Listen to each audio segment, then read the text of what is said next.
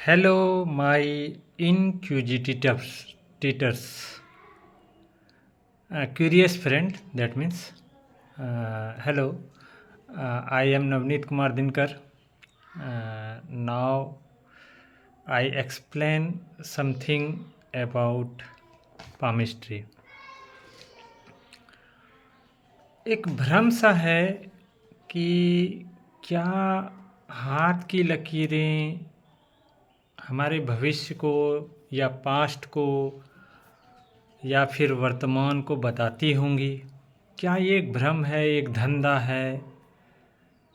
क्या कहते हैं, हथेली सबकी होती हैं, हाथ होते हैं लगभग सभी के, और उसमें रेखाएं होती हैं और सबको होती हैं।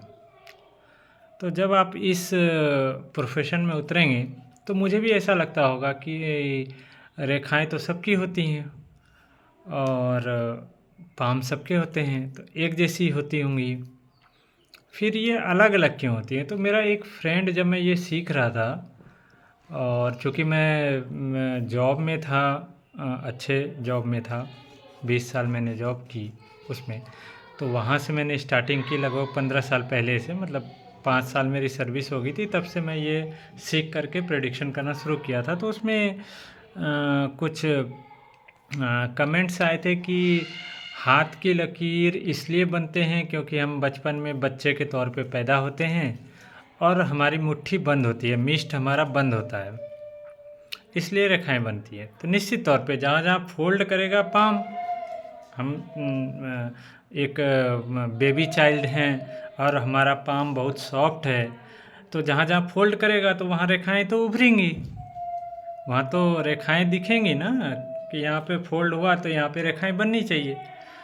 तो वो सारे लोगों का फोल्डिंग जब होता है, हम 5 उंगलियां मोड़ते हैं और एक मिस्ट बनाते हैं, अंगूठा मोड़ते हैं, तो फिर वो रेखाएं जहाँ से फोल्ड होंगी वहाँ पे ही रेखाएं बननी चाहिए। फिर अदर जगह क्यों रेखाएं बनती है और जहाँ से फोल्ड हो रही है वो भी अलग अलग क्यों है? हथेली का आकार हर इंसान का अलग अलग होता है। तो मिस्ट में जब हम मिस्ट, एक लंबा चौड़ा आदमी पैदा हुआ, उसकी हथेली बड़ी होगी, सर बड़ा होगा, एक शारीरिक संरचना बड़ी होगी जब वो पैदा होता होगा। स्वस्थ बच्चा, एकदम हेल्दी बच्चा पैदा होता होगा, उसकी हथेली बड़ी होती होगी। तो वो जब मोड़ता होगा तो उसकी जहाँ से फोल्ड होती होगी हथेली, वहीं पे रेखाएं बननी चाहिए थी, और वो भी सिर्फ एक लकीर के तौर पे बननी चाहिए थी। लेकिन वो लकीर भी सीधी नहीं है, कटी फटी है, इधर उधर है। और हथेली के आकार को छोड़ दीजिए आप, कोई भी इंसान का जब हथेली पढ़ते हैं तो उसकी रेखाएं अलग अलग जगह प्लेस होती हैं, अलग अलग डिजाइन की होती हैं, और वो कट के कहीं भी मुड़ जाती है जहाँ से आपका हथेली फोल्ड होता भी नहीं है। बचपन में ऐसे अगर मुड़ता है, मान लीजिए ऐसे मुड़ता है, तो जहाँ से मुड़ता होगा वहीं पे रेखाएं बननी चाहिए ना। तो फिर वो वही मेजर लाइन वो मुड़ने की जगह से कट करके कहीं और माउंट पे चली जाती हैं। तो ये जब देखेंगे आप तभी पता चलेगा, ऐसे नहीं पता चलता। तो मुझे भी पहले भ्रम लगता था कि ये ब्लफ करने का एक तरीका होगा, ये पॉमिस्ट्री सिर्फ एक धंधा है, प्रोफेशन है, ऐसा मुझे भी लगता था। लेकिन मैंने इसमें 15 साल जब मैं स्पेंड किया तब मुझे महसूस हुआ कि नहीं, जो हथेली बोलती है वो सच बोलती है, और आकार चाहे कितना भी अलग अलग हो, रेखाएं एक जैसी नहीं होती। मुट्ठी बंद करने से रेखाएं वहाँ पे उभरती नहीं है जहाँ से आपका फोल्ड होता है पाम, फिर भी रेखाएं अदर जगह पे बनती हैं। तो इन चीज़ों को आपको बारीक ढंग से समझना पड़ेगा, बहुत ध्यान से समझना पड़ेगा, तभी आप इन चीज़ों पे विश्वास करेंगे। दूसरी चीज़ ये है कि मैं एक पढ़ा लिखा व्यक्ति हूँ, और मैं बहुत बाद में, अपने लगभग 30 साल उम्र गुजरने के बाद इस सब्जेक्ट पे बहुत गहराई से सोचना शुरू किया। और जब मैंने देखा कि हाँ, डिफ्रेंशिएशन है, कुछ चीज़ें समझने लायक हैं इसमें, तब मैं इस क्षेत्र में उतर रहा हूँ। बेशक मेरा ये प्रोफेशन मतलब पैसे कमाने के लिए नहीं है। मैं चाहता हूँ कि इन पे विश्वास करें लोग, क्योंकि हमारा प्रारब्ध होता है। कर्मा का कैलकुलेशन हम लोग नहीं करते। कर्मा का कैलकुलेशन बहुत लंबे टाइम से ईश्वर बहुत एक कॉम्प्लिकेशन के तौर पे वो कैलकुलेशन करते हैं, जिसको हम लोग नहीं समझ सकते, लेकिन कुछ तो संकेत देते होंगे। हम लोग ईश्वर के बच्चे हैं। तो हाथ का, लीलार का, आपका फोरहेड का लाइंस और सोल पाम होता है। तो मैं सिर्फ ये बताना चाहूँगा आज के डेट में कि कुछ लोग बोलते हैं कि हाँ हाँ ये सब चीज़ें होती हैं, मैं विश्वास करता हूँ कि हाँ हाथ की लकीरें कुछ बोलती होंगी, चलो ठीक है मानते हैं। तो क्या मैं आज ये जो कर्म कर रहा हूँ, अच्छा अच्छा कर्म कर रहा हूँ, बहुत मेहनत कर रहा हूँ और मुझे ये अचीव करना है, तो मैं मेहनत से तो पूरी दुनिया बदल दूँगा, मैं मेहनत से ये अचीव कर लूँगा और करूँगा ही। ये बात आंशिक रूप से सही है। आप मेहनत से अचीव ज़रूर करेंगे उस पद को, इसमें कोई डाउट नहीं। आप मेहनत करें, क्योंकि ये स्वतंत्रता ईश्वर ने दी है मानव को कि आप प्रेजेंट में जो भी कर्म कर रहे हैं उसका रिजल्ट आपको मिलेगा। लेकिन एक छोटा सा उदाहरण देके मैं बताना चाहूँगा कि जैसे कर्ण पैदा हुआ। कर्ण एक क्षत्रिय था, लेकिन सूत पुत्र कहलाया, सारथी के घर में पला बढ़ा और वो उसके अंदर में एक आग सी लगी हुई थी कि मुझे अर्जुन को हराना है। क्या जाति बीच में आ जाती है, क्या ये होता है, मुझे कर्म करना है, मैं बेस्ट कर्म करता हूँ। दानवीर भी थे वो और बेहतरीन अपना ज़िंदगी बिताए अपने कैलकुलेशन से, और धनुर्धर भी सबसे बेस्ट बने वो अपने मेहनत से। लेकिन क्या नियति को बदल पाए? नियति और फेट, भाग्य और डेस्टिनेशन एक अलग अलग चीज़ें हैं। इसको एक और चीज़ से मैं समझाना चाहूँगा कि नदी जैसे कहीं से निकलती है, कोई ग्लेशियर से, वो रास्ते में अपने प्रवाह से, अपनी ताकत से, अपने मेहनत से, अपने वेग से रास्ते बना सकती है। कोई भी रास्ता चुन सकती है वो, कि हम पूरा मेहनत कर रहे हैं, हम पहाड़ को चीर के जाएंगे आज। कोई नदी बोलती है वो चीर के जा सकती है। आप भी वैसे मेहनत करते हैं, आप वो रास्ता अपना सकते हैं, लेकिन लास्टली वो कहाँ पहुँचती है?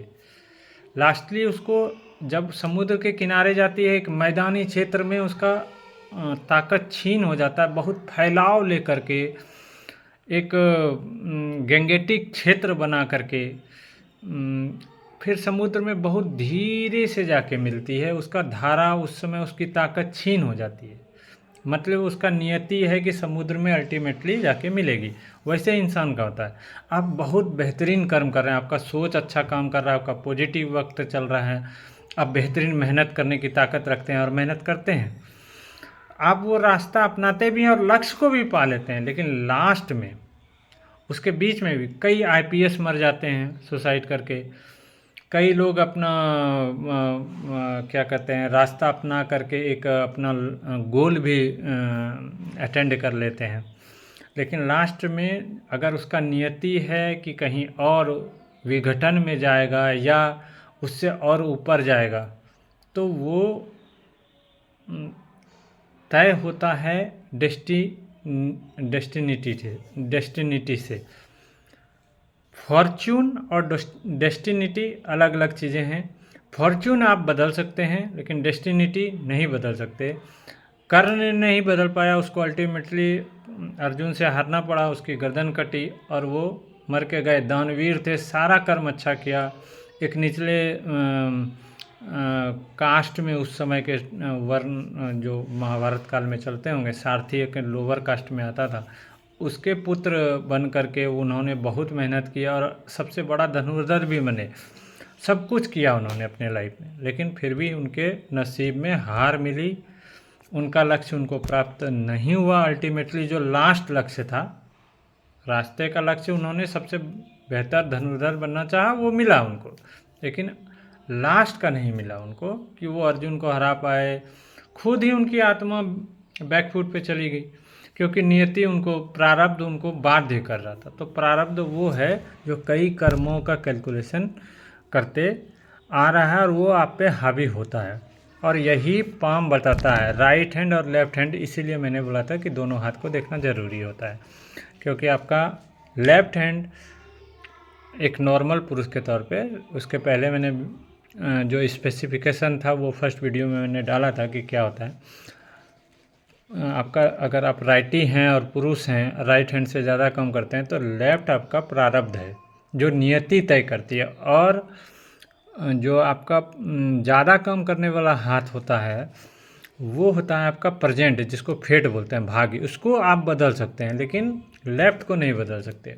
अब रही बात कि क्या हाथ की रेखाएं हम बदल सकते हैं? नहीं, मेजर लाइन आप बिल्कुल नहीं बदल सकते, क्योंकि वो नियति से जुड़ा होता है। हाँ, माइनर लाइन आप बदल सकते हैं, और बहुत मेहनत करने के बाद आप, चूँकि रास्ता आपको अपनाना है अपने जीवन काल में कोई भी, तो उसके लिए जो मेहनत करते हैं वो आप पे अप्लाई होता है। इसलिए माइनर लाइन हथेली पर आते हैं और जाते हैं।